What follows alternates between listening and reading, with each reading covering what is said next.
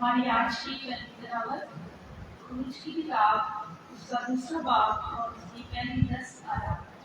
पहली आयत से शुरू होता है, और लावी के घराने के एक शख्स से जाकर लावी की नस्ल की एक औरत से ब्याह किया। वो औरत हामला हुई और उसके बेटा हुआ, और उसने ये देखकर कि बच्चा खूबसूरत है 3 महीने तक उसे छुपा कर रखा, और जब उसे और ज्यादा छुपा ना सकी तो उसने सरकंडों का एक टुकड़ा लिया और उस पर चिकनी मिट्टी और राख लगाकर लड़की को उसमें रखा और उस दरिया के किनारे झाव में छोड़ा। और उसकी बहन दूर खड़ी रही ताकि देखे कि उसके साथ क्या होता है। और फिरौन की बेटी दरिया पर गुसल करने आई, और उसकी सहेलियां दरिया के किनारे टहलने लगी। तब उसने झाव में वो टोकरा देखकर अपनी सहेली को भेजा कि उसे उठा लाए। जब उसने उसे खोला तो लड़के को देखा और वो बच्चा रो रहा था। उसे उस पर रहम आया और कहने लगी, ये किसी इब्रानी का बच्चा है। तब उसकी बहन ने फिरौन की बेटी से कहा, क्या मैं जाकर इब्रानी औरतों में से एक दाई तेरे पास बुला लाऊं जो तेरे लिए इस बच्चे को दूध पिलाया करे। फिरौन की बेटी ने उससे कहा, जा। वो लड़की जाकर उस बच्चे की माँ को बुला लाई। फिरौन की बेटी ने उसे कहा, तू इस बच्चे को ले जाकर मेरे लिए दूध पिला, मैं तुझे तेरी उजरत दिया करूंगी। वो औरत उस बच्चे को ले जाकर दूध पिलाने लगी। जब बच्चा कुछ बड़ा हुआ तो वो उसे फिरौन की बेटी के पास ले गई, और वो उसका बेटा ठहरा। और उसने उसका नाम मूसा ये कहकर रखा कि मैंने इसे पानी से निकाला।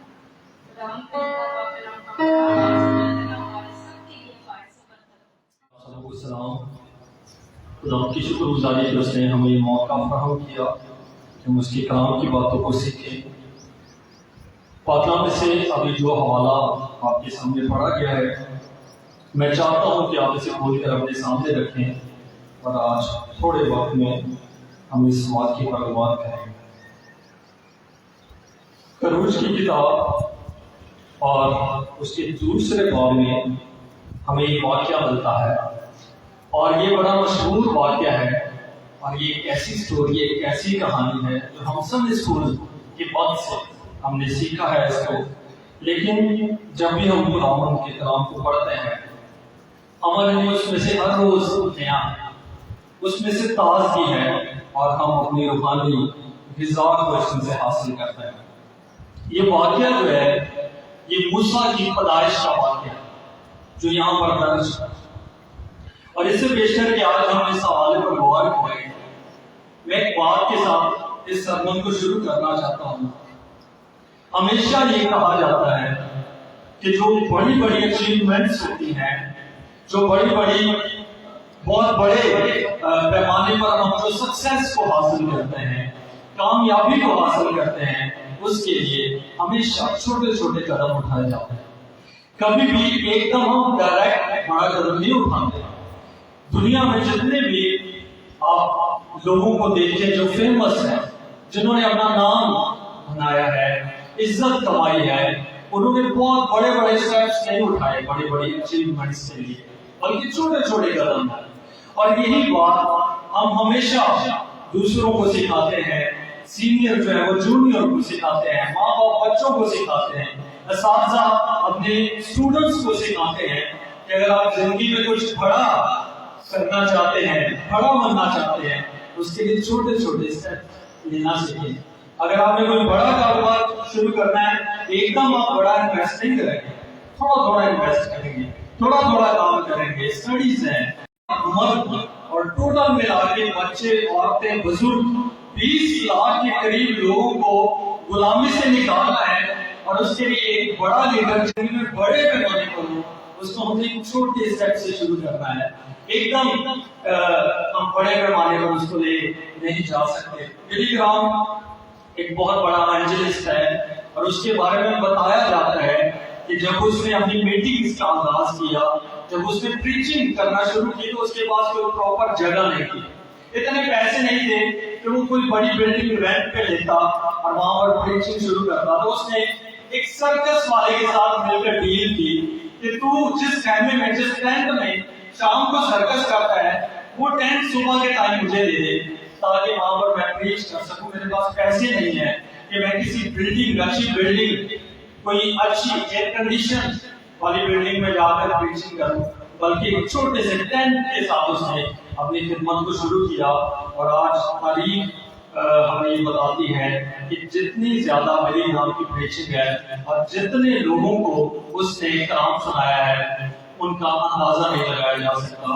اور اس کے پاس وقت نہیں ہوتا تھا کہ وہ ایک ایک لوگوں کو بپتسمہ دے، بلکہ وہ اسٹیڈیم میں پانی بھر کے ہزاروں لاکھوں کے حساب سے لوگوں کو بپتسمہ دیتا تھا.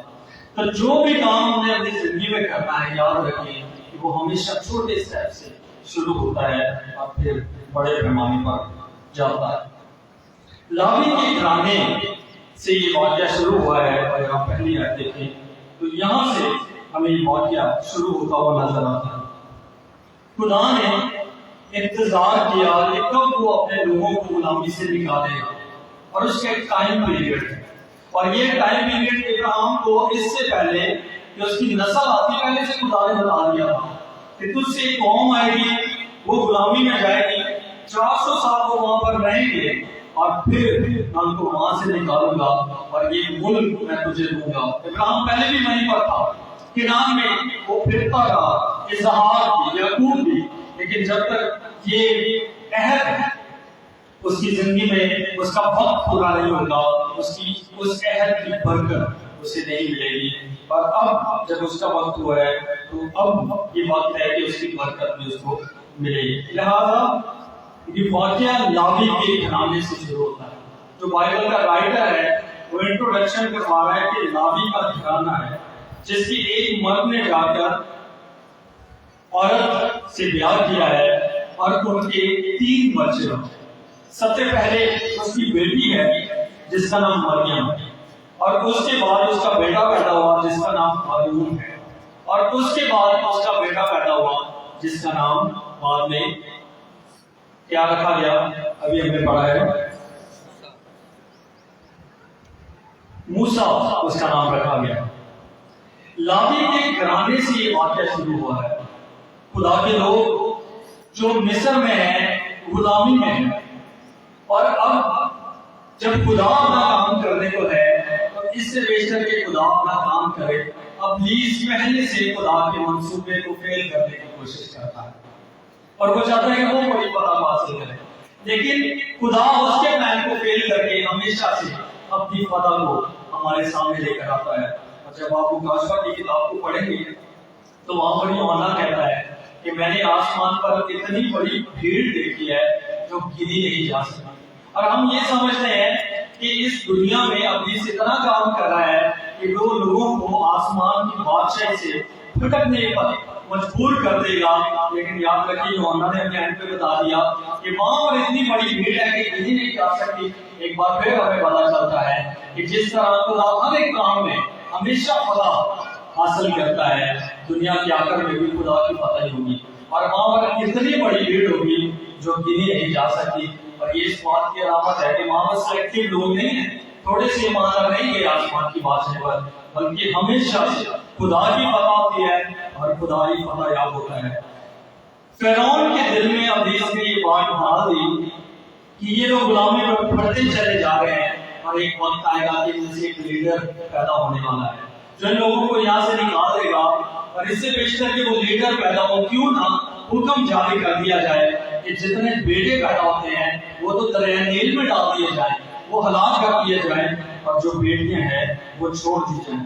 یہ منصوبہ جو شیطان کی طرف سے فرعون کے دل میں ڈال دیا گیا تاکہ خدا کا منصوبہ فیل ہو جائے، لیکن یاد رکھیے خدا ہمیشہ سے ریورس کر کے ابلیس کو شکست دیتا ہے اور خود فتح یاب ہوتا ہے۔ اس لیے خدا نے اسے کام کرنے دیا اور فرعون نے یہ حکم جاری کیا کہ جتنے بیٹے ہیں وہ تو سارے دریا میں ڈال دیے جائیں لیکن بیٹیاں بچا دی جائیں۔ اور کیا ہوا، یہ لکھا ہے کہ دائیوں نے، جو پہلے باب میں اگر آپ پڑھیں گے 2 دائیاں ہیں وہ بیٹوں کو بچا لیتی ہیں، اور جب یہ خبر فرعون تک پہنچی ہے تو اس نے حکم کو اور سخت کر دیا اور اس نے اپنے سپاہیوں کو یہ حکم دیا کہ اگر تم کسی گھر میں بچے کی آواز سنو اور وہ بیٹا ہو اور اگر اس کے ماں باپ خود نہ ہلاک کریں تو تم نے تلوار کے ساتھ ہلاک کر دینا ہے۔ اور میں جب اس باتیں کو پڑھ رہا تھا تو میں نے دیکھا کہ ہارون بھی تو اسی دور میں ہے، وہ کیسے بچ گیا؟ وہ اسی لیے بچ گیا کہ دائیوں نے کچھ بچے بچا دیے تھے، لیکن اب حکم اتنا سخت ہو گیا ہے کہ اب موسیٰ کو بچانا ان کے لیے بہت ہی مشکل ہو گیا ہے۔ اور یہاں پر لکھا ہے کہ انہوں نے کتنے ماہ تک موسیٰ کو بچانے کی کوشش کی؟ 3 ماہ تک بچانے کی کوشش کی ہے۔ اور ریزن کیا ہے کیوں بچانے کی کوشش کی؟ لکھا ہے کہ وہ بچہ خوبصورت تھا، اس لیے وہ نہیں چاہتے تھے کہ ہم اسے ہلاک کریں۔ یہ بڑی حیرانگی کی بات ہے، ماں باپ کے لیے سارے بچے خوبصورت ہوتے ہیں، لیکن کیوں موسیٰ کو دیکھ کر ان کے دل میں ترس آیا ہے؟ کیوں اتنی اٹیچمنٹ ہے؟ اس کا مطلب موسیٰ کے پیدا ہونے پر کوئی نہ کوئی ایسا نشان ظاہر ہوا ہے، اس کے ماں باپ کو کسی نہ کسی طرح سے یہ پتہ چل گیا ہے کہ خدا ضرور ہماری زندگیوں میں کام کرنے والا ہے۔ اور یہ کام کس گھرانے میں ہوا؟ دیکھا لاوی کے گھرانے میں یہ کام ہوا ہے۔ لاوی کا وہ مرد تھا جس کی فیملی میں یہ بڑا کام ہونے والا ہے، اور لاوی وہ لوگ ہیں جن کو خدا نے اپنی کہانت کے لیے مخصوص کیا تھا۔ اس لیے یاد رکھیں کہ خداوند ہماری گھرانوں میں، ہماری زندگیوں میں تب کام کرتا ہے اور ان گھرانوں میں کام کرتا ہے جو لوگ خدا کے لیے اپنے آپ کو مخصوص کرتے ہیں۔ یہ عام کسی گھرانے میں بچہ پیدا نہیں ہوا، یہ عام کسی گھر میں لیڈر پیدا نہیں ہوا جس کو خدا استعمال کرے گا، بلکہ اس خاندان میں پیدا ہوا ہے جنہوں نے اپنے آپ کو خدا کی خدمت کے لیے، کہانت کے لیے مخصوص کیا ہے۔ اور آج چرچ کے لیے بھی یہ بات ہے کہ اگر ہم چاہتے ہیں کہ خدا ہماری زندگیوں میں بڑے کام کرے، بڑی برکات ہماری زندگیوں میں لے کر آئے، ہمارے خاندانوں میں لے کر آئے، تو پہلے ہم نے یہ غور کر لینا ہے کہ ہم نے اپنے خاندان کو خدا کے لیے مخصوص کیا ہے یا نہیں کیا۔ کون سے لوگ ہیں جو اپنے آپ کو مخصوص کرتے ہیں؟ وہی خدا کی برکت کے سب سے پہلے حقدار بھی ہوتے ہیں۔ اور لاوی گھرانے کا یہ جو مرد ہے جس کا نام آگے چل کے 6 باب میں پتہ چلتا ہے کہ اس کا نام عمران تھا اور اس کی بیوی کا نام یوکبت تھا، اور ان کا یہ بچہ پیدا ہوا ہے اور 3 مہینے تک انہوں نے چھپایا ہے کیونکہ بچہ خوبصورت ہوا۔ اٹیچمنٹ اتنی زیادہ ہے اس بچے کے ساتھ کہ اسے ہلاک کرنے کے لیے نہیں پیش کر رہے، وہ نہیں چاہتے کہ دریا میں ڈال دیا جائے، بچہ ہے، معصوم ہے، اور اتنی اٹیچمنٹ ہے کہ وہ کوشش کر رہے ہیں بچائیں۔ لیکن جب یہ دیکھا گیا کہ فرعون کی طرف سے حکم اور سخت ہو گیا ہے، ایسا نہ ہو کہ اس بچے کی آواز گھر سے باہر نکلے تو آس پڑوس کے لوگ سنیں، سپاہی سنیں، اور وہ نہ صرف اس بچے کو ہلاک کریں بلکہ اس کے ساتھ ہمیں بھی اور اس کے باقی بہن بھائیوں کو بھی نقصان پہنچے۔ انہوں نے خود ایک پلان بنایا کہ ہم اسے دریا میں ڈالیں گے، لیکن دریا میں ڈالنے کے لیے ایک آئیڈیا ان کے ذہن میں آیا جو بڑا حیران کن ہے، اور اس سے پہلے اتنی فیملیز نے اپنے بچے دریا میں ڈالے ہیں، کسی کے ذہن میں یہ آئیڈیا نہیں آیا۔ اور وہ کیا آئیڈیا ان کے ذہن میں آیا کہ ہم بچے کو ڈالیں گے تو صحیح، حکم تو ہم پورا کریں گے حکومت کا، لیکن ہم ایک سیفٹی کے طور پر ایک کام کرتے ہیں کہ شاید خدا اس بچے پر رحم کرے۔ اور انہوں نے کیا کام کیا؟ انہوں نے سرکنوں کے ساتھ ایک ٹوکرا بنایا ہے اور اس پہ چیکنی مٹی اور رال لگا دیا ہے تاکہ اس بچے کو اس پہ رکھایا جائے۔ اور اس کے لیے جو ورڈ استعمال ہوا ہے وہ پار کا یہ ہے جو اوپر سے جو بند ہو جاتا ہے، تاکہ بیرونی طور پر بھی اس پر کوئی اوپر سے ایسی چیز نہ گرے، کوئی نقصان پہنچانے والی چیز نہ اس پر گرے۔ اور سائڈوں سے بھی انہوں نے کور کیا، نیچے سے رال لگائے اور مٹی لگائی ہے تاکہ وہ بچہ ہے اس کا جسم بڑا نازک ہے، اسے مشکل پیدا نہ ہو۔ اور انہوں نے اس کو اس ٹوکرے میں بند کر دیا ہے۔ یہ بڑی حیرانگی کی بات ہے کہ یہ آئیڈیا ان کے ذہن میں کیسے آیا، کبھی کسی نے ایسا نہیں کیا تھا۔ کیوں انہوں نے یہ سوچا کہ ہم بچے کے ساتھ ایسا کرتے ہیں، وہ کم بھی پورا کر رہے ہیں، دریا میں بھی ڈال دیا ہے، لیکن ایک کوشش کی ہے کہ کیوں نہ ہم اسے کسی طرح سے بچا دیں، کیوں نہ ہم اس کی سیفٹی کا انتظام کریں۔ اور یہ جو آئیڈیا ہے ان کے ذہن میں کیسے آیا ہے، یہ آئیڈیا ان کے ذہن میں اس طرح سے آیا کہ جو لفظ آر استعمال ہوا ہے، یہ آر لفظ نوح کی کشتی کے لیے استعمال ہوا ہے، اور نوح کے وقت میں جو کشتی بنائی گئی تھی اس کا بھی یہی مقصد تھا، یہ پانی میں تو جائے گی لیکن ہو سکتا ہے کہ یہ اپنے لوگوں کو بچائے، اور یہ پلان خدا نے دیا تھا، اور خدا کو پتا تھا کہ میں پانی کے ساتھ جہاں پر ججمنٹ کرتا وہاں پر اس نے فضل کے ذریعے سے 6 لوگوں کو بچا بھی دیا۔ تو آج جو ہے جو یہ کشتی ہے یہ ہمیں 2 پیغام دیتی ہے۔ پہلا پیغام، خدا ججمنٹ کرے گا لوگوں کی پانی کے ساتھ، انہیں مارے گا، لیکن ایک طرف جہاں پر خدا کی ججمنٹ ہے وہاں پر خدا کا فضل بھی ہے، جہاں پر اس نے پانی کے ساتھ لوگوں کو ہلاک کیا ہے وہاں پر اس نے آگ کے ذریعے سے 6 لوگوں کو بچا بھی دیا ہے۔ جہاں پر خدا ہلاک کرتا ہے، ججمنٹ ہے خدا کی، وہاں پر خدا کا فضل بھی ہے، اور یہی خدا کا انصاف ہے۔ نہ تو خدا ایسی اپنا فضل کرتا ہے اور نہ خدا ایسی ججمنٹ کرتا ہے، بلکہ جہاں پر ججمنٹ کرتا ہے وہاں پر خدا کا فضل بھی ہے۔ اور اخیر زمانے میں جب خدا دنیا کی ابلیس اور اس کے فرشتوں کی ججمنٹ کرے گا، وہیں پر اپنے فضل کے ذریعے سے اپنے ایماندار لوگوں کو بچا لے گا۔ اور یہی کانسیپٹ ان کے ذہن میں آیا کہ اگر خدا آگ کے ذریعے نوح اور اس کے خاندان کو بچا سکتا ہے تو خدا اسی آگ کے ذریعے اس بچے کو بھی بچانے کی قدرت رکھتا ہے۔ لہٰذا انہوں نے آگ اس چھوٹے صندوق میں، اس چھوٹے باکس میں اس کو بند کیا، اوپر سے بھی بند کر دیا، ہولڈنگ والا ہے وہ بند کر کے ایک اور کام انہوں نے کیا کیا کہ دریا کے کنارے میں کیا کر دیا، اس کو کیا کیا، بہا دیا۔ ہاں جی، کانسیپٹ دیکھیں، بچپن میں تو ہم یہی سیکھتے بہا دیا، لیکن بہایا نہیں بلکہ سرکنڈوں میں اٹکا دیا۔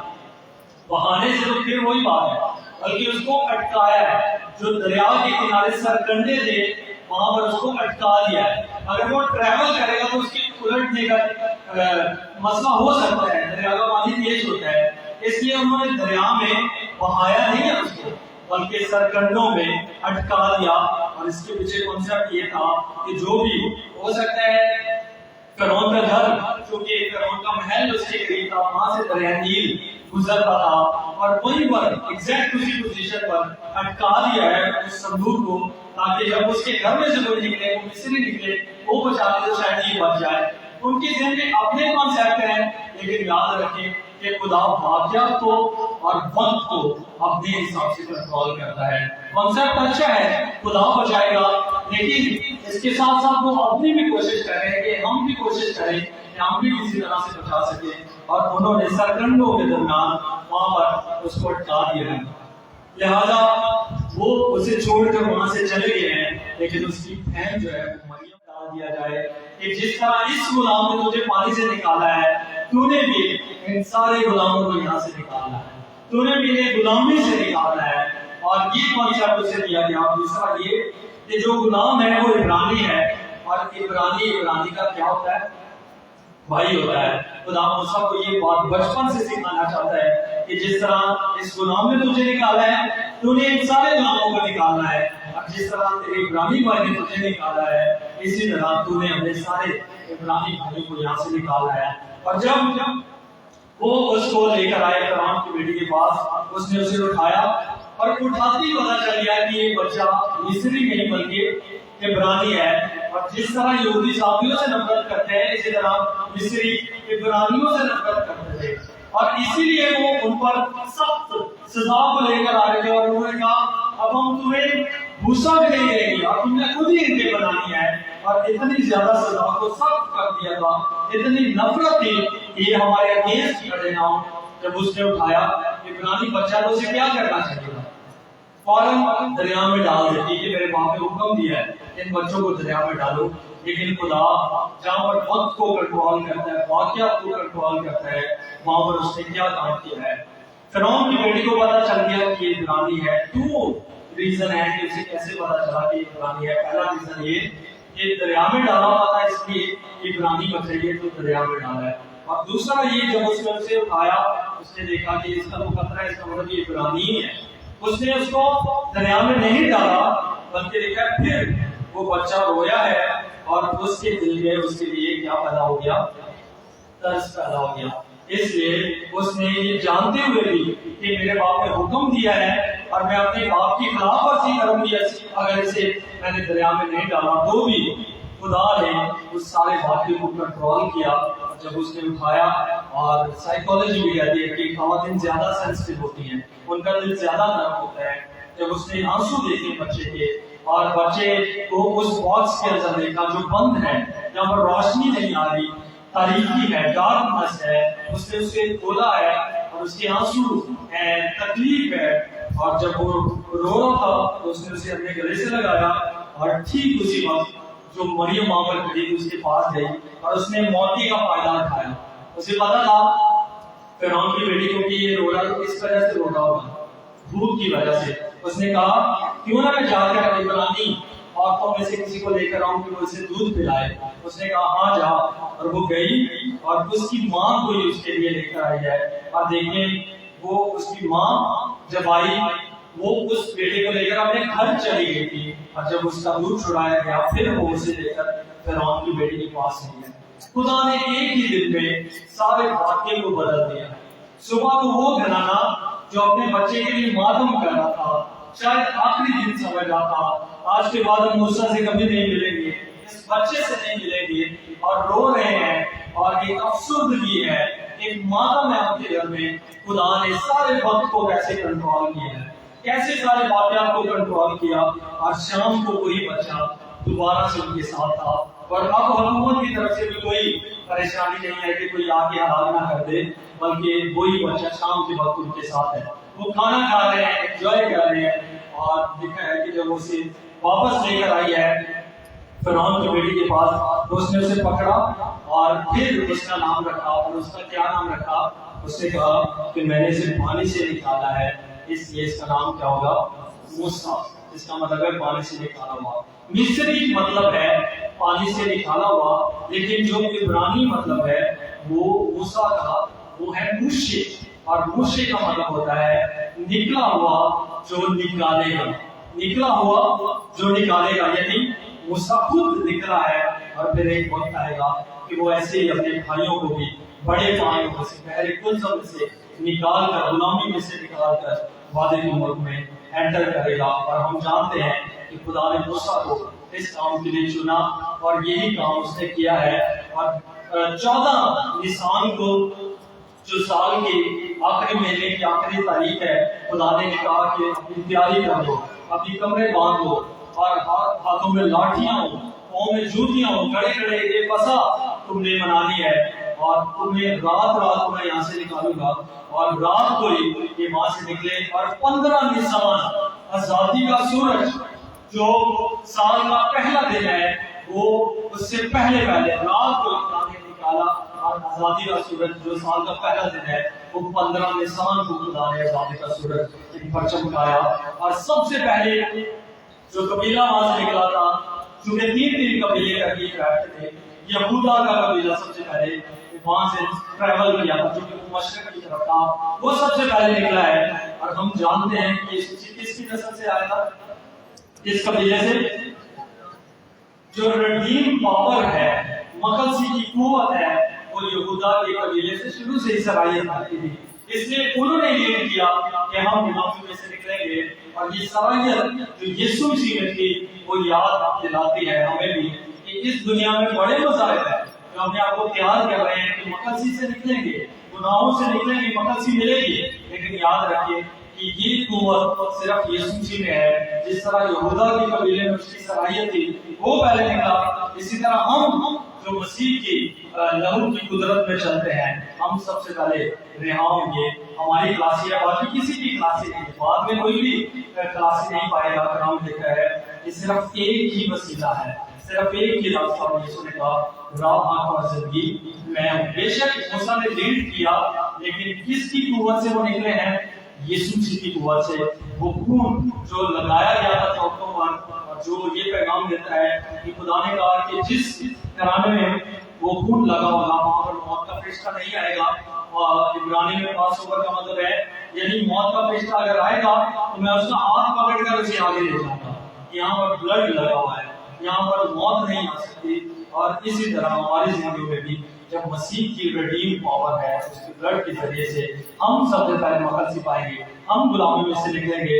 लेकिन याद रखें, हम सबकी जिंदगी में मूसा जैसे लीडर आते रहते हैं जो खुद भी निकलते हैं और हमें भी निकालते हैं। लेकिन याद रखें, हमारा अल्टीमेट फोकस जो है वो किसी लीडर पर नहीं, बल्कि यीशु मसीह की रिडीम पावर पर होना चाहिए। जैसे यहूदा का कबीला निकला, ऐसे हम भी निकलेंगे। और वो लोग जो मसीह के ब्लड में कवर हो चुके हैं, वही सबसे पहले खलासी को हासिल करेंगे। खुदा हमें इस काम के वसीले से बरकत दे। हम अपने आप को बंद करें और इस वाक्य से गौर करें कि किस तरह खुदा हमारी जिंदगी में वक्त को और टाइमिंग्स को और हालातों वाक़यात को कंट्रोल करता है। कई दफा हम अपनी जिंदगी में छोटे छोटे कदम लेते हैं, छोटे छोटे स्टेप्स लेते हैं, हमें बहुत हर्डल्स फेस करना पड़ती है, मुश्किलात होती है, लेकिन खुदावन में मुस्तकिल मिजाजी के साथ बढ़ते रहे, वो इनको बड़ी अचीवमेंट्स में बदलेगा और ऐसी बरकत हमें बख्शेगा जिनके बारे में हम सोच भी नहीं सकते। अमराम और यूथ वर्क की फैमिली में खुदा ने एक बड़ा काम किया है और हमें ये पैगाम देता है कि जहाँ पर खुदा जजमेंट करेगा वहाँ पर खुदा अपने लोगों पर फजल करेगा। और मूसा की जिंदगी हमारे लिए सबक है कि जिस तरह उसे निकाला गया, उसने भी बड़ी जिम्मेदारी के साथ अपने भाइयों को निकाला है। और यीशु जी की रिडीम पावर हमें ये बताती है कि उसका ही लहू है जो हमें तमाम गुनाहों से मुखलसी बख्शता है और हमें आसमान की बादशाह में लेकर जाता है। अपनी जिंदगी में गौर करें, क्या हमने अपने घरानों को महसूस किया है कि हम खुदा की बरकत में शामिल हों? क्या हमने अपने घरानों को खुदा के लिए पेश किया है कि खुदा जिस तरह अमराम के खानदान में बड़े मुआवजे कर रहा है, उन्हें बचा रहा है, उन्हें मुआवजा प्रोटेक्शन मुहैया कर रहा है, हमारी जिंदगी में भी करे। हम अपनी जिंदगी पर गौर करेंगे और जहाँ पर कमजोर हैं अपनी कमजोरियों का इकरार करें, खुदा के सामने आए और झुके, ताकि खुदावन आपकी जिंदगी में, आपकी फैमिली में अपनी रिडीम पावर को लेकर आए, आपको मुखलसी बख्शे और इसके साथ साथ आपकी जिंदगी के सारे वक्त को और वाक़यात को कंट्रोल करें। हम दुआ मांगेंगे और आप में से कोई भी कलाम की शुक्रगुज़ारी के लिए दुआ मांगे। दो नंबर गाएंगे, रब सचमुच दोस्ती सुंदर है, दुआ उसको मांग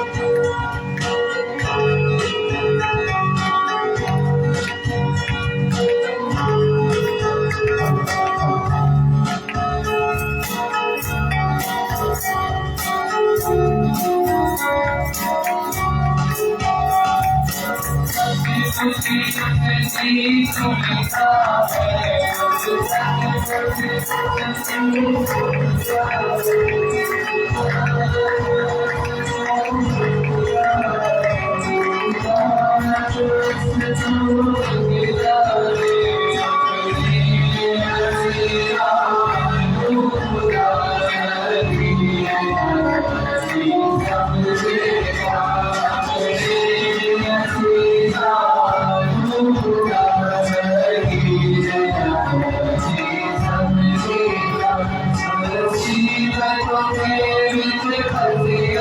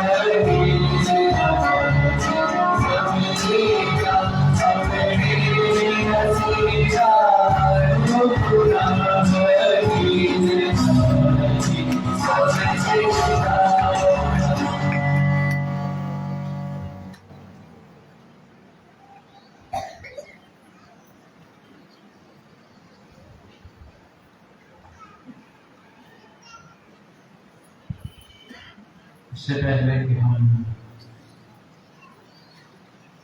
ان ہدیات کے لیے دعا کریں، ہمارے درمیان جو ہے وہ نیا چولہا لگا ہوا ہے، میں دعوت دیتا ہوں۔ خداوند آسمانی پیارے مہربان باپ، ہم تیرا شکر کرتے ہیں، تیری تعریف کرتے ہیں۔ تو کسی نہ کسی طور پر اپنے ان گھرانوں میں کام کرتا رہتا ہے۔ تو نے صدیوں پہلے لاوی کے گھرانے میں کام کیا، اور جب وہ نہایت دکھ میں کرب میں تھے، ان کی آس ٹوٹ گئی، ان کی مراد جاتی رہی، اور انہوں نے اپنے تخت جگر کو آنسوؤں کے ساتھ جدا کیا۔ انہوں نے اپنے دل اور آنکھوں سے مرا ہوا پایا، لیکن خداوند تو نے رات نہیں ہونے دی اور شام ہوتے ہی زندہ ان کے حوالے کیا۔ تو آج بھی اس ساری کائنات کا خدا ہے، اور اس کائنات میں جتنے بھی واقعات رونما ہوتے ہیں، جتنے بھی حادثات ہوتے ہیں، اے خداوند وہ تیری نظر میں، تیرے علم میں ہے، اور اے خداوند وہ اپنے لوگوں کو دکھوں میں اس قدر سے گزارتا ہے تاکہ وہ ایمان میں مضبوط قوت پائے۔ آج بھی اگر کوئی دکھ سہ رہا ہے، اے خداوند فضل بخش کو تجھ پر مضبوط ایمان رکھے کہ تو ان پر رحم کرے گا۔ اگر کوئی بے اولاد ہے اور بے اولادی غم میں کھلا جا رہا ہے، تو اے خدا میں غالب ہوتے ہوئے تجھ سے دعا کرتا ہوں، ان پر نظر کر، اپنا خاص رحم اور فضل کر کے اے خداوند اپنے ہاتھ سے ان کی آس امید کو پورا کر۔ اے خداوند اگر کوئی بیماری کے دکھ سے گزر رہا، کوئی اور غریبی کے دکھ سے، اے خداوند تو اس کے لیے روزگار کے دروازوں کو کھول دے، کیونکہ تو سب کچھ کر سکتا ہے۔ اسرائیل اور بحر کلثم تم نے بنائے ہیں، اس لیے اے خداوند تو با اختیار قدرت میں قوی اور قادر ہے۔ اے خداوند اسی اصل زبان پر نظر کر، اور اے خداوند اس کام کو مکمل کرنے کے لیے فضل اور توفیق بخش وسائل دے۔ اور جتنے گھرانے تیرے حضور بیٹھے ہیں، جنہوں نے اپنے دل میں تیرے حضور ٹھہرایا ہے، اور یقیناً تو جانتا ہے اور تو نے دیکھا ہے، اے خداوند ان کے دل کی آس مراد کو پورا کر۔ اس نئے کائنات کے لیے تیرا شکر کرتے ہیں جو تیری وساطت سے بنا۔ اے خداوند تو نے والدین ایفرٹ پر برکت دی۔ اب اس خداوند نئے کاروبار کو اپنے حضور قبول کرتے ہیں، اور خصوصاً اس بیٹی کے لیے تیرا شکر کرتے ہیں جو اس کلیسیا میں آئی ہے۔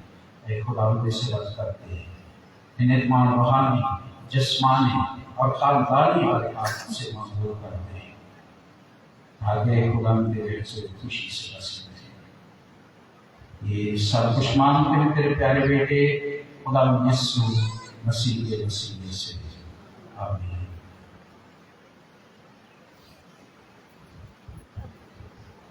آپ کو بہت کرتے اپنے بیٹے کا نور آپ کا हमेशा आपको रूहानी दुश्मन में खानदान का दबाव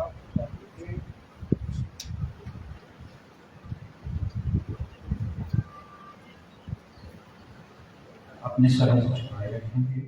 यीशु मसीह का फजल, खुदा बाप की मोहब्बत, पाक रूह की रफ़ाक़त और शफ़क़त, हर तरह की बरकत, कुदरत, मेहनत, असमत, जलाल और बुज़ुर्गी में, मुहाफ़ज़त में, वसाइल में फराहमी में, हमेशा हमेशा तक आप सबों के साथ होती रहे।